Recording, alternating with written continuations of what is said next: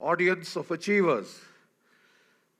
I'm going to be talking to you about this vexed subject of Jammu and Kashmir. And the simple fact is, it's been in the news, you've heard what the chief said, and I think he was damn right in what he said.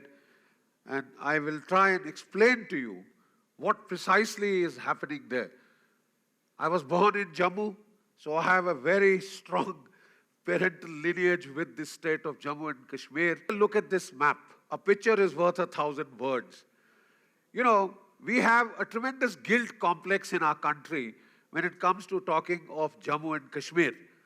A lot of us say, oh, but we should have held the plebiscite. In 1948, the United Nations asked us to hold a plebiscite. So why haven't we held a plebiscite? And if the people of Jammu and Kashmir want to go, why don't we let them go? Incorrect. You just forgot two things. When the UN resolution said that India should vacate Jammu and Kashmir, it also, that India should hold a plebiscite in Jammu and Kashmir, it also first asked Pakistan to vacate Pakistan-occupied Kashmir. Has it done so till date?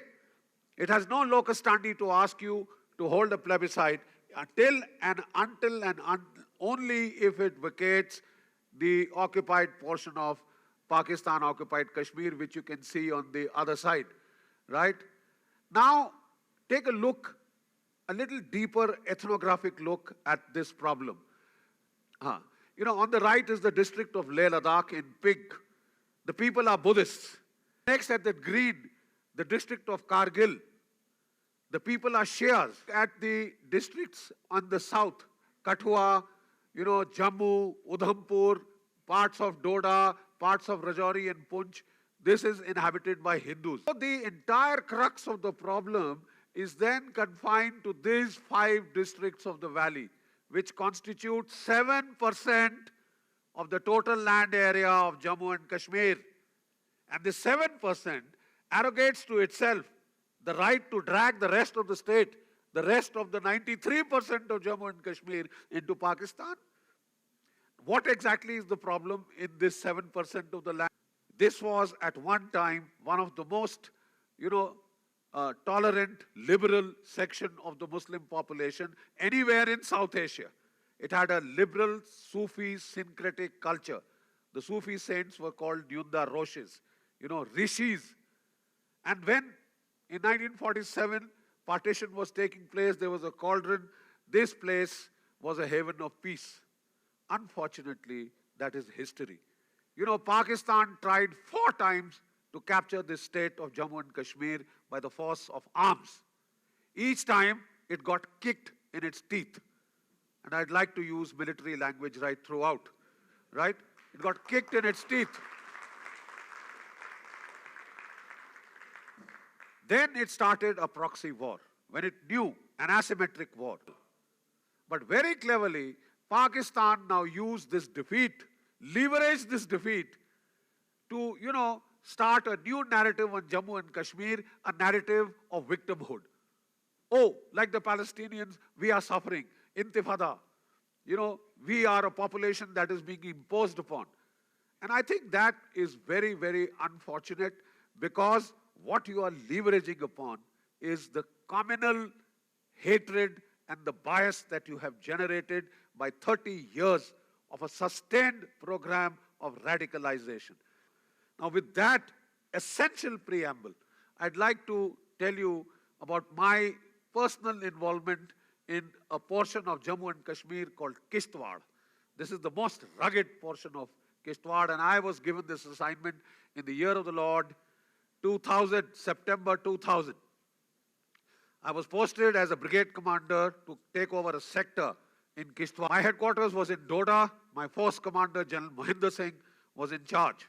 So the moment I met him, his first words to me are, GD, you got your work cut out. Okay? Your sector is letting grass grow under its feet.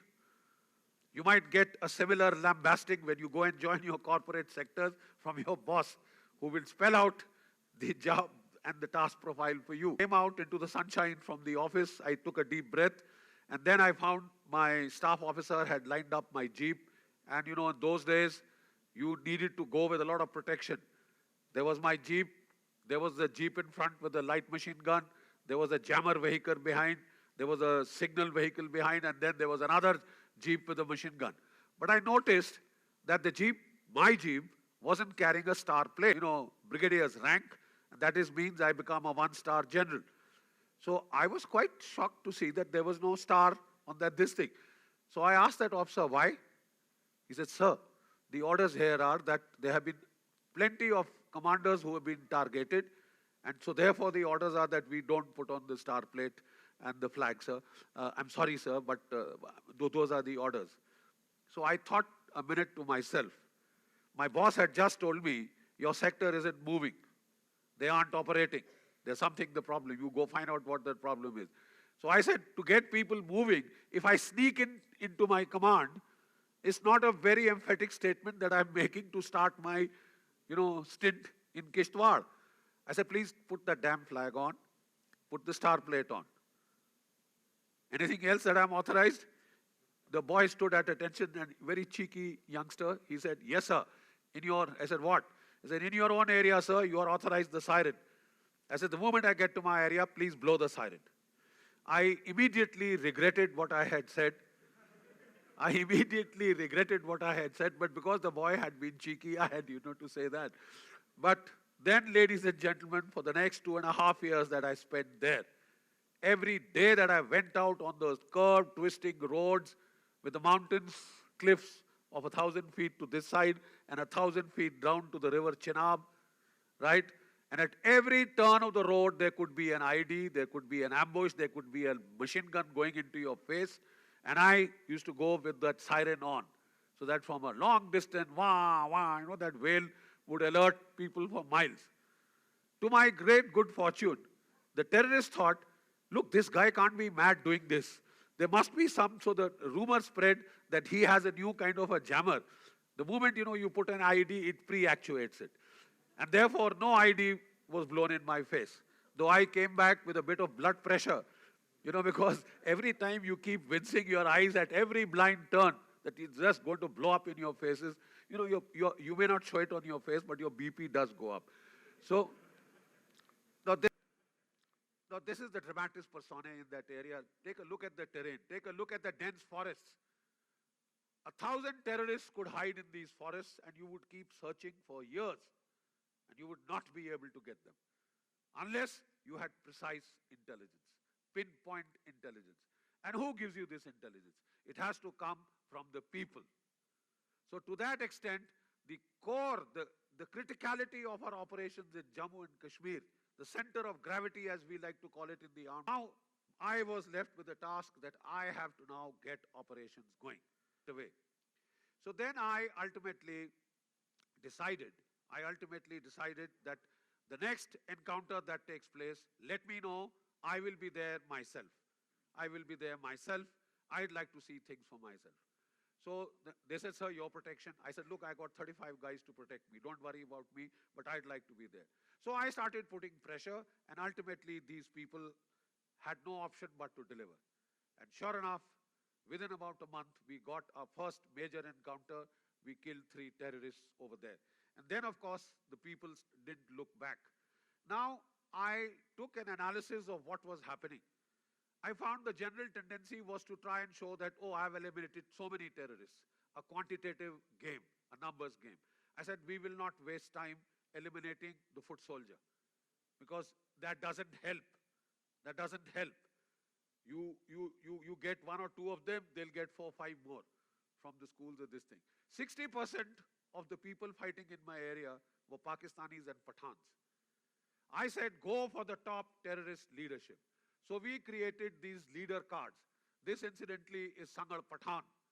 He's not a Kashmiri. Please understand this. There are no Pathans in Kashmir. He is a Pathan who had come from Afghanistan. He had been sent in by the ISI. So he's got his, call sign, Sky Fighter, etc., etc. So we started making these cards, and I would go to the post and I would say, I would like you to eliminate this divisional commander, district commander, or the tehsil commander. You will focus on them. You let me know in how much time will you get this fellow. Management by objectives. So we started pushing, and the boys started giving us good results. Within a matter of a month plus, we had started getting results. And by 6 months, we had eliminated 37 top. So what they did was, they started hitting the minority villages. We used to have village defense committees, retired soldiers whom we had armed. But in the summer, they take their cattle and they go up to the higher pastures. And they come back. So they started going to these pastures and started shooting them. In one village, they killed 5, village of Pati Meher. Next village, they struck the next week, and that is the village of Tagur. They killed 8 of the minorities. Slaughter kind of a thing. And finally, they hit a village called Gulabgarh, where they killed 30. I started getting calls after call. What the hell are you doing? What is wrong with your area? You're not in control, etc., etc. So then what I did was, I took 2 companies and I went to that particular village of Kishtwar, Gulabgarh. I camped there. And then, I called all the local village headmen. And I asked them simply, just tell me who did it. They said, sir, we didn't do it. I said, I'm aware that you didn't do it. I want to know who did it. So then they confabulated amongst themselves. They said the army won't go till such time as he gets his answers. So then he said, sir, it was Abu Mustafa, Abu Ghulam, Abu Umair. These are of the Lashkar-e-Toiba. They are Pakistanis. And these were the 2 local guides. So I said, fine. Just convey a message from my side to these terrorists. And the message is that, look, Brigadier Bakshi was here. I was a brigadier then. And he is saying, Abu Mustafa, Abu Ghulam, Abu Umair, तुमको जहां भागना है, तुम भाग लो. चाहे मुझे 1 हफ्ता लगे, चाहे 1 महीना लगे, चाहे 1 साल. मैं आपको जहन्नम के किसी भी कोने से ढूंढ निकालूंगा और मैं बहुत बुरी तरह से मारूंगा. क्योंकि आपने अल्लाह ताला की हुक्म मंजूरी की है. In the Quran, there is a verse which says, in a jihad, spare the lives of the women, the children, the old, and the infirm. So I gave this threat and I came away, right? And within about a week, my Gujar informant, a boy who used to risk his life to get me information, he came. He says, Saab, haath mein khujli ho raha hai. That means he wants money. So I said, what information? So he said, sir, these people, they are so scared now that because you have given this threat, that they are not staying in any village for more than an hour. So, and if anybody stares at them, they start thrashing him. So the information is flowing in very fast. I said, cut the comedy. Where are they now? Where are they now? He says, sir, Tata forest, middle of the forest, there's a clearing, there's a hut, they are there right now. So we quickly made him wear a burqa. We put him in the jeep and we sent him to my unit. I told the CO, this boy knows where those 3 are. Go and get them. So by that evening, he had surrounded that place. But there was a clearing, there was no cover. The moment he tried to go, towards that hut, they got a number of shots.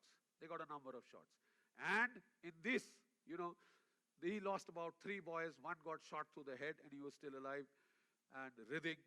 So this commanding officer was worried. He said, sir, can I kindly take my boys away? Because these 3 boys will die, otherwise I've lost quite a few boys already. And that was held against you if you had too many casualties. So I told him, I said, sir, the chopper also can't come because it's now after dusk. So I told him, don't worry, I'm coming. I'll take your boys down, don't leave the cordon. Because by that time, we had started getting radio intercepts. Abu Mustafa, Abu Ghulam, Abu Umair, फौज के घेरे में हैं. फौज उनके पीछे पड़ी है, कुछ करो, निकालने की मदद करो. So we knew who those guys inside were. Those were those 3 criminals, right?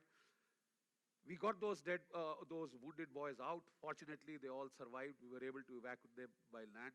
The next day, of course, we attacked again. We took some more casualties. Then ultimately, we said, use that thermobaric weapon. We used that, and that they were in a pine log wood hut, and the pine has resin. So the whole thing got burnt, 300-400 feet high that this thing went. At the end of it, even their bodies were charred.